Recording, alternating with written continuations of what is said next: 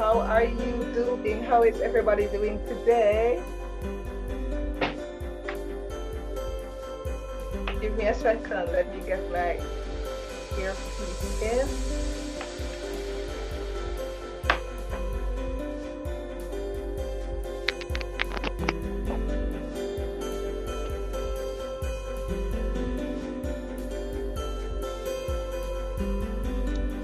Okay, guys, we are ready to go.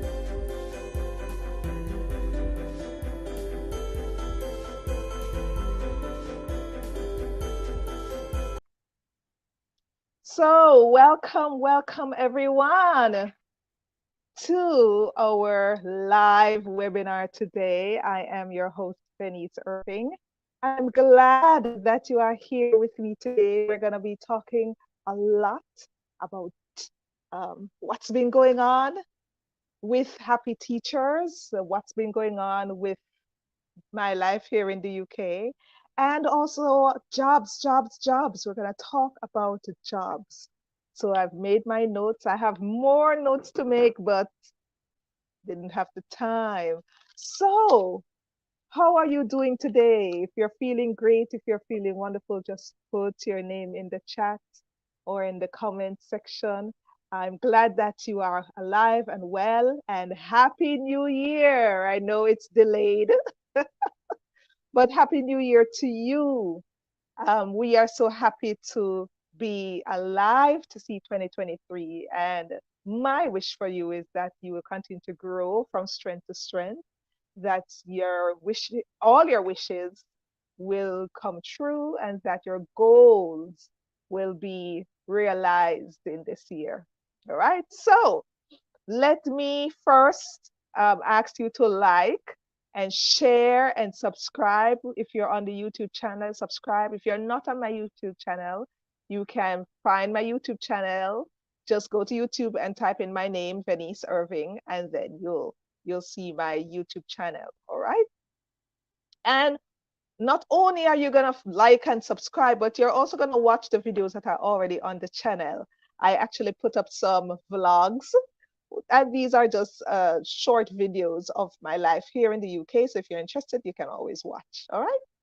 All right. So the next thing is just giving you an update as to what is going on. All right. So most of you know I'm here studying a master's in TESOL.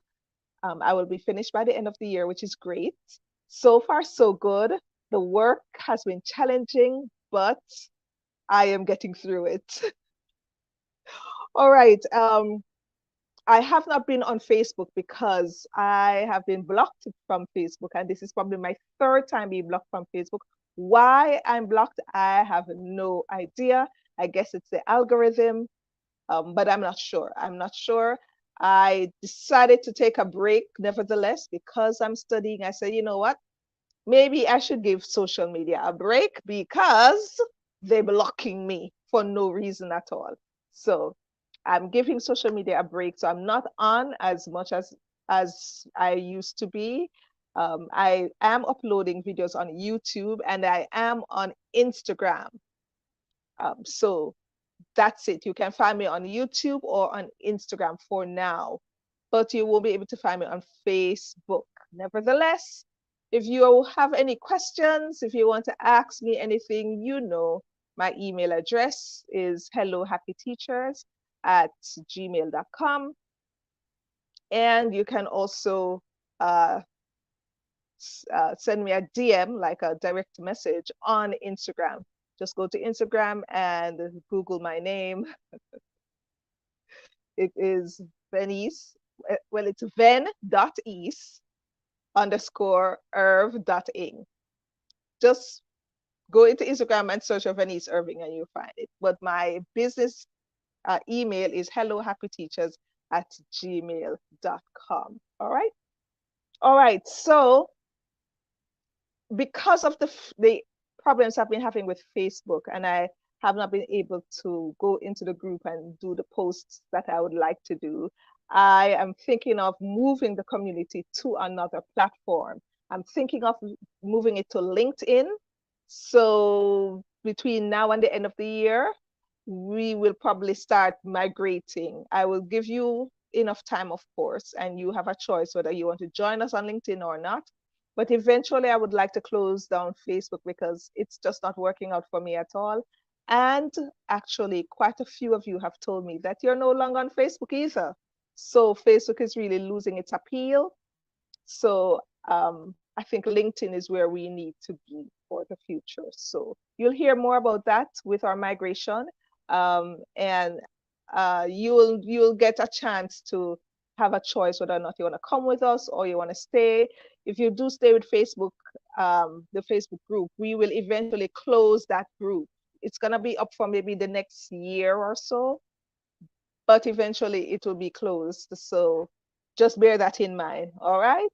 But like I said, I'll give you enough time to make that preparation to move over to the new platform. So I'm just giving you a heads up now. All right, so how are your plans going for 2023? How are your plans going for 2023? So I have been, well, I do this religiously at the end of each year. By the time December rolls around, I am usually starting to plan for my 2023. So I usually have this form that I go to where I just put all my bullet points of what I need to do for 2023. I look back on 2022 and I look at what went wrong, what went right, what were my highs and lows, and then I put in gear what I need to do for the next year. So that usually happens in the month of December for me. So it's a month of reflection, a month of planning, and a month of direction. So by the time January comes, I am ready to go. I know where I need to be. I know what I need to do for the first quarter in order to kickstart my year. So I've done this before. It's on my YouTube channel. I've explained how I do my planning. But in a nutshell, the first thing I do is I write down the goals that I need to achieve in 2023. These goals are, they encompass every aspect of my life, my mental, spiritual, physical, my career, everything, all the goals that I would like to achieve in 2023. Now, the trick is that I don't overwhelm myself. I don't overwhelm myself. I'm not going to write down 30 goals. It ain't gonna work. All right.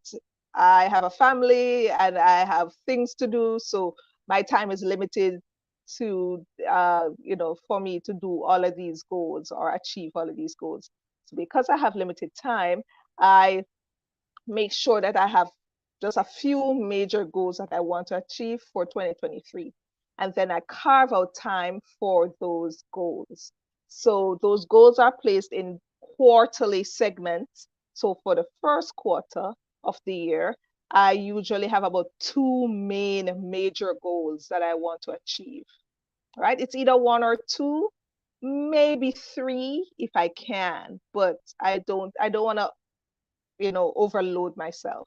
So usually it's just one or two major goals, and I put that for the first quarter, and then the next major goal, the next two major goals for second quarter, third quarter, fourth quarter, and so on. You know what I mean, right? So that's how I divide the goals. So usually, generally, I have about, say, 6 to 8 goals for the year. And some of them are relatively big goals. So sometimes these goals, I won't achieve them until the end of the year. So it takes a year to achieve those goals. You know what I mean? And then you have some goals that it may take you a month to achieve. It just depends on what these goals are. And in addition to that, I divide the goals into different terms. So maybe a goal will be like a 5 to 10 year plan. That's a goal that I like to achieve in 5 to 10 years. So that will be on that long term um, goals. You understand? And then you have the short term goals, which is a year or less, or maybe between a couple months to up to 2 years, maybe. You can call those short term goals, something that you can take a couple of months to work at and eventually able to achieve. So the trick is to make sure you space out the goals and your time so that you can achieve them. If you know you are a single mother and you have 3 kids, do not overload yourself. If you can only take on one goal for the quarter or for the first 6 months, then that is what you can do. Okay. And what I can do and what you can do are two different things, because all of us have our own capabilities, right? So that's what I do. I get all my goals in order. I usually have them on my laptop, but sometimes it doesn't work out for me when I put it on the laptop because I don't check my laptop every day. So I try to put it on a piece of paper. Oh, it's not here right now, but I try to put it on a piece of paper, meaning that I type it on the computer and I print it out. So I have a hard copy, and that hard copy goes into my diary. That's a business diary that I usually keep my, meetings and schedules in and stuff like that. So every day I have to get up, look at my diary to see what I need to do today, what are the goals for today, what I need to go to the supermarket to buy, which assignment needs to be handed in, all of that. That diary, I put that paper with the goals in the diary. So I have a chance to look at that goal sheet every single day. I have a chance to plan my strategy to achieving these goals every single day. When I do that, for me, when I do that, I am constantly reminded of what I need to do to get moving. So therefore, 2023 will not find me in the same position that 2022 found me. I must be at least one step ahead, pushing myself. Now, I'm not saying that life doesn't happen and sometimes things throw you off and give you, life throws you a curveball and sometimes you stumble and you fall 10 steps back. um, Life happens. That's what happens. But if you consistently keep your goals in front of you, physically looking at it every day, that's why some people do vision boards. They have that vision board in their office or in their homes, and they see that every day. It really activates you to do something. It propels you to want to achieve those goals. It really works for me. Vision boards, though, don't work for me because it just seems like it's just up there on the wall and it's just not attainable.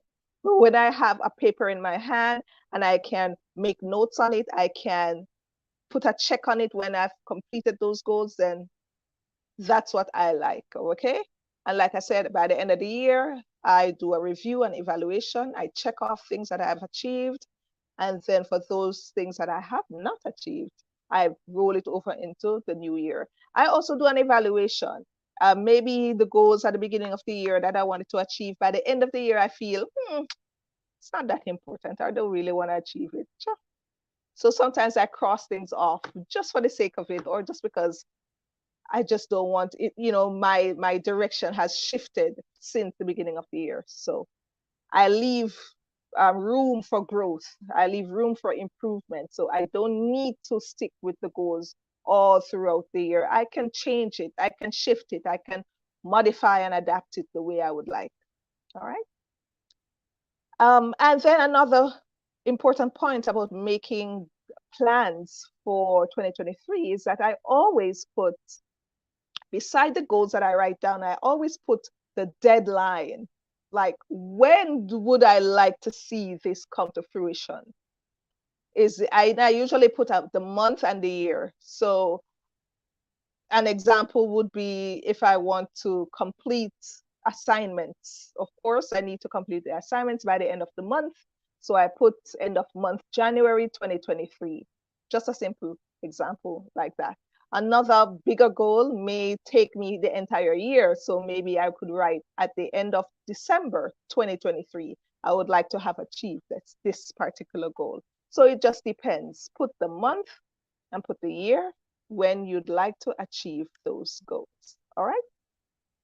All right. So just a little tip for you. If you want to know more about how I plan my year, you can always go to my YouTube channel. I have a video there that shows how I plan for the year. All right. Okay, so the next thing I want to talk about is jobs. So everybody wants to know, what's going on with the jobs, how can I find jobs, where can I go to get jobs, who have the jobs, them, all of that. No problem, I am here. So the first thing I want you to know, and before I start with talking about the jobs, I want you to make sure that you can find this YouTube video on my YouTube channel when I'm finished. This is a live stream now, but for the recording, you can always go to my YouTube channel. Why? Because I'm going to put the links to these jobs in the description box. So you have to go to the YouTube channel to find the links for these jobs in the description box if you're interested. All right?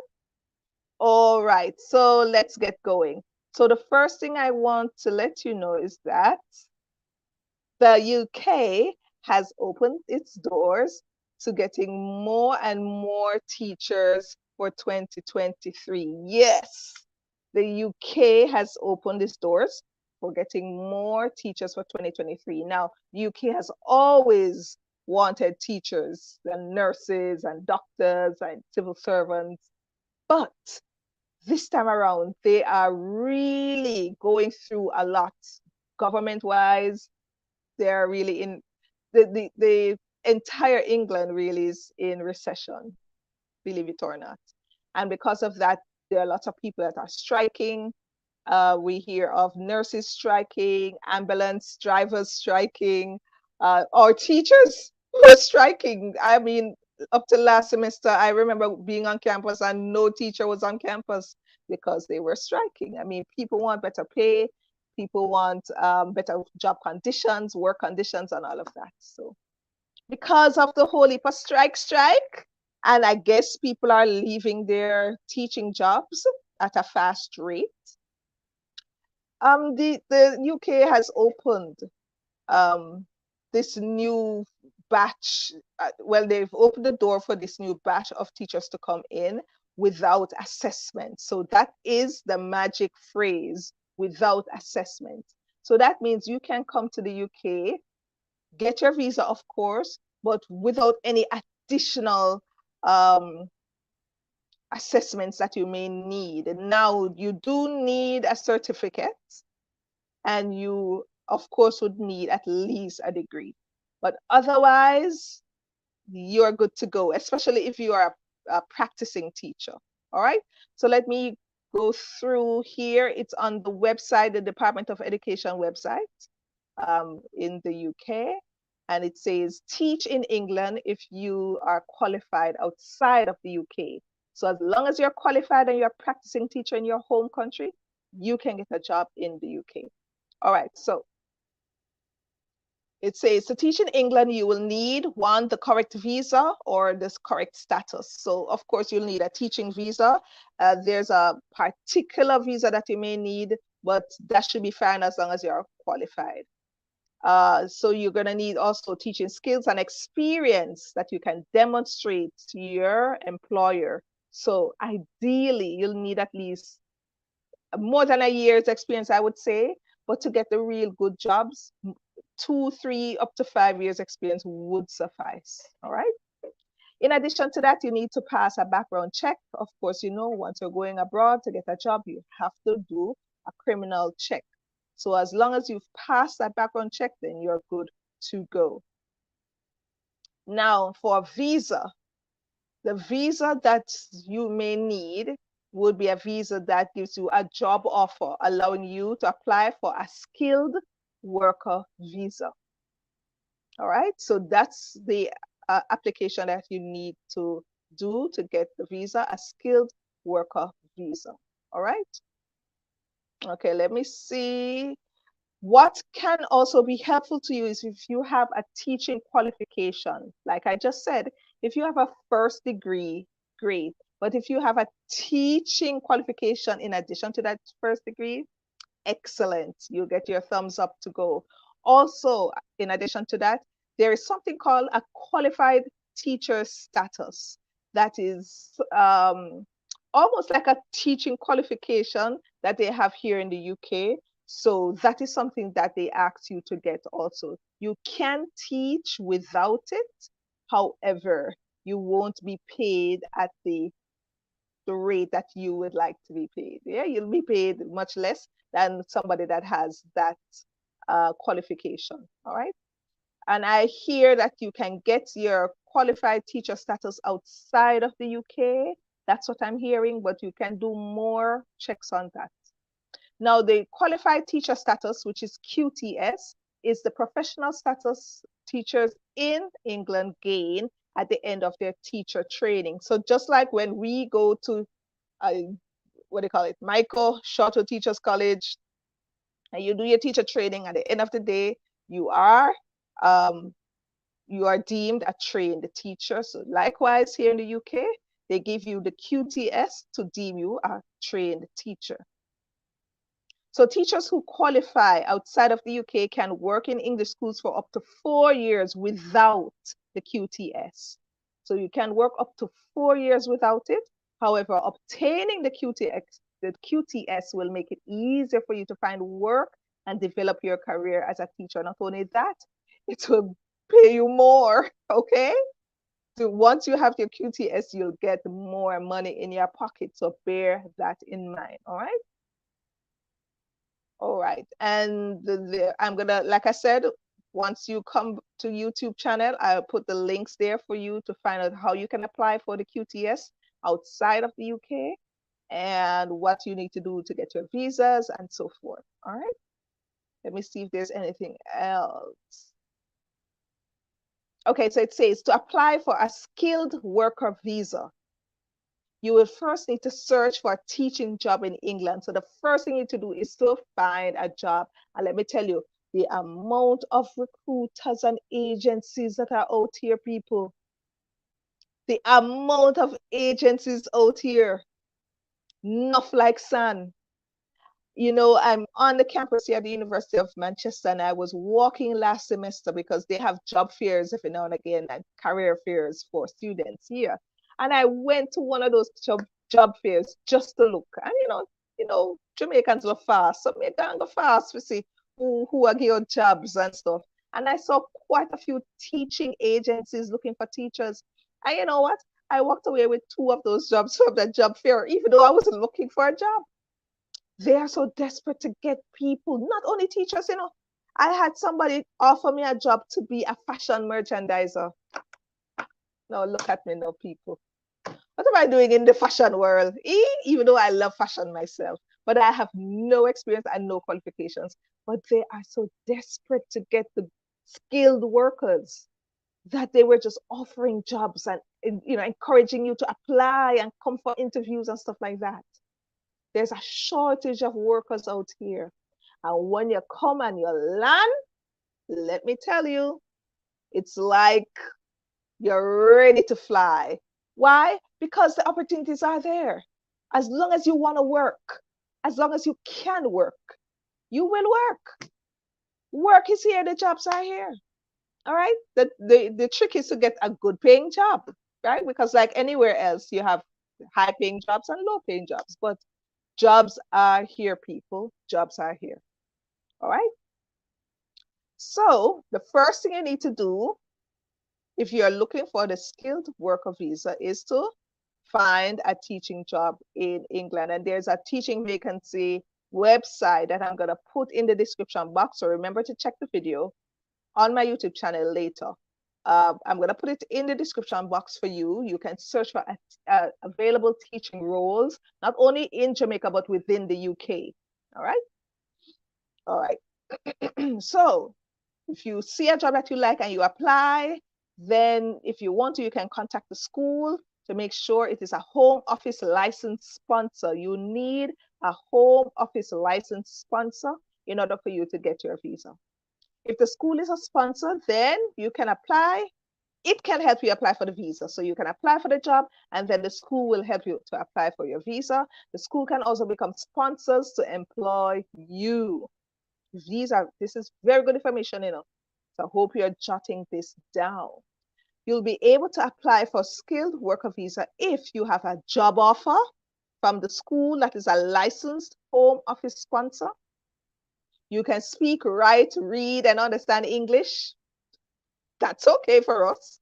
And your salary meets the requirements for a skilled worker visa. So Whatever job you're getting at that school, the salary must meet the requirements. So just three things you need to get that visa. Listen, that sounds easy enough for me. Three things. What? So once you meet those three requirements, you are good to go. So you do have a salary threshold. And let me go through the salary threshold for you. If you are a qualified teacher, remember we talked about the QTS. So if you are a qualified teacher, your starting salary, this is starting minimum for London, is 32 to 34,000 pounds per year. If you are not a qualified teacher, you don't have the QTS in the UK, then you start at 22 to 24,000 pounds per year.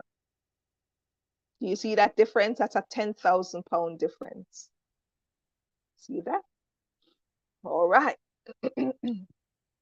Now let us go to the rest of England, because once you are living in London or right outside of London, you tend to get more because it's just more expensive. That's just how it goes. But once you are outside of London, then you get a different pay scale. So for those outside of London, if you are qualified and you have the QTS, you start at 28,000 pounds per year. That's your minimum, the base. And if you do not have your QTS, you start at 20,000 pounds per year. That's a huge difference, guys. That's a huge, huge difference. All right.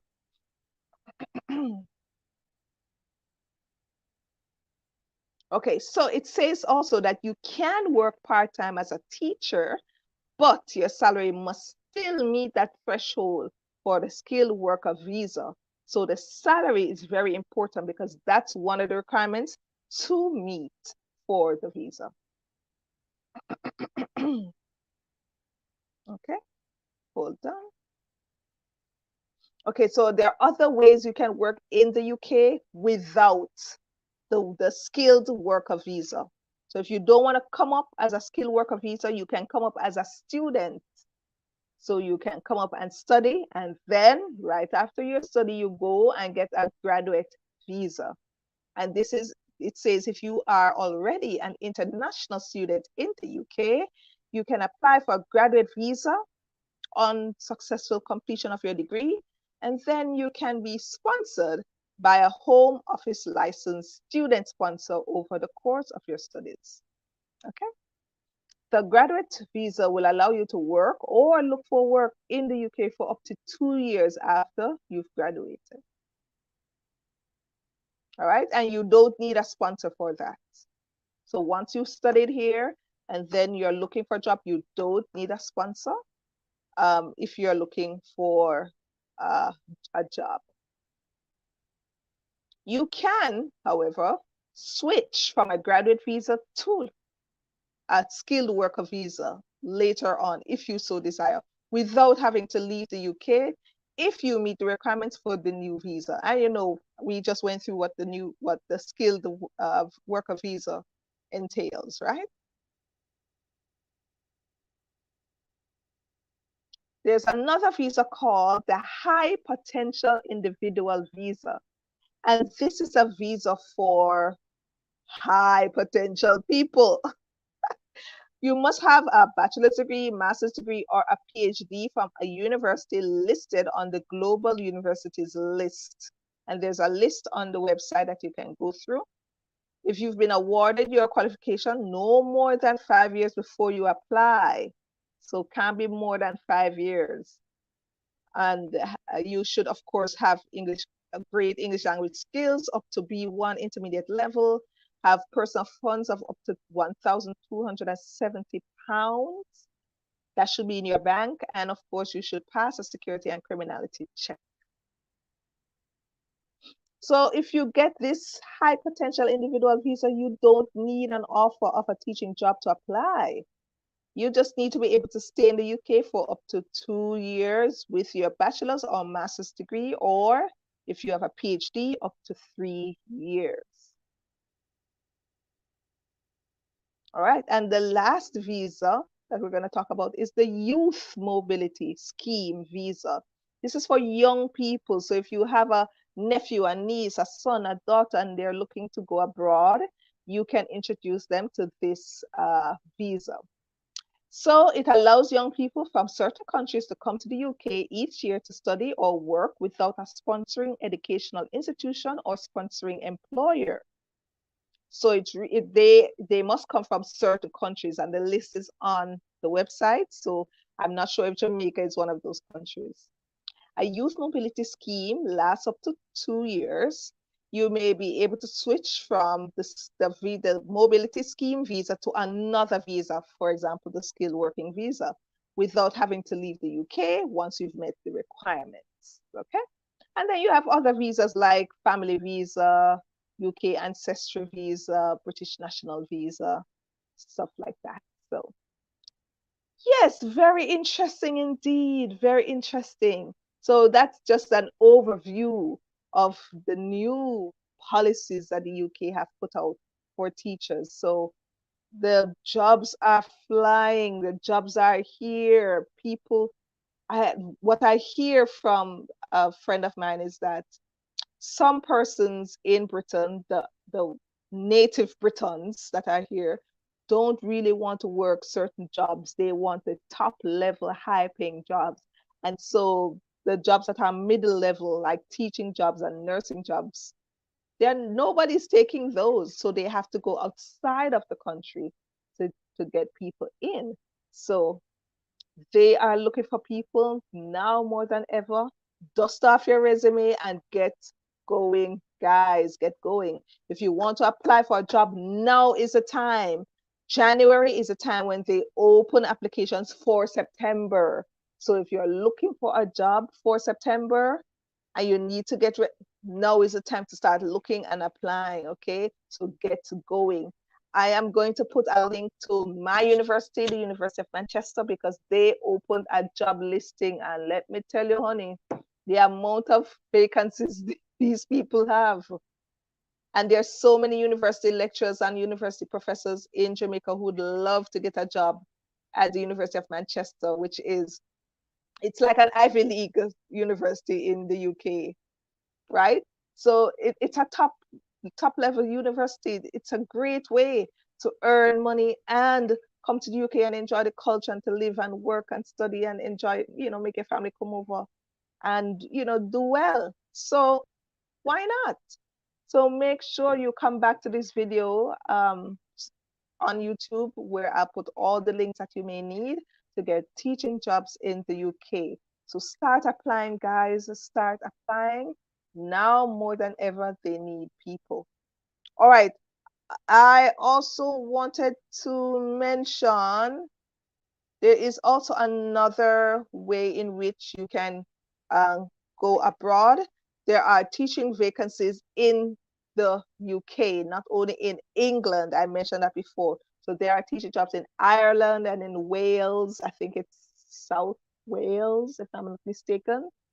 So you can also not look only for jobs in England. You can look at the outer regions of the UK and see where life can take you. You'll never know. You may end up in Scotland teaching. You'll never know. Okay. All right, guys. So that's it from me. I hope that you enjoyed the session. I hope that you learned a lot. It was great chatting with you. I know it's late, so most of you are not online now, but I hope that you come back to watch while you can. And remember to click on the links so that you can apply. Ask me any questions in the comments below. Remember to like, share, and subscribe. And thank you. Thank you so much for watching. Okay. And I'll see you next time.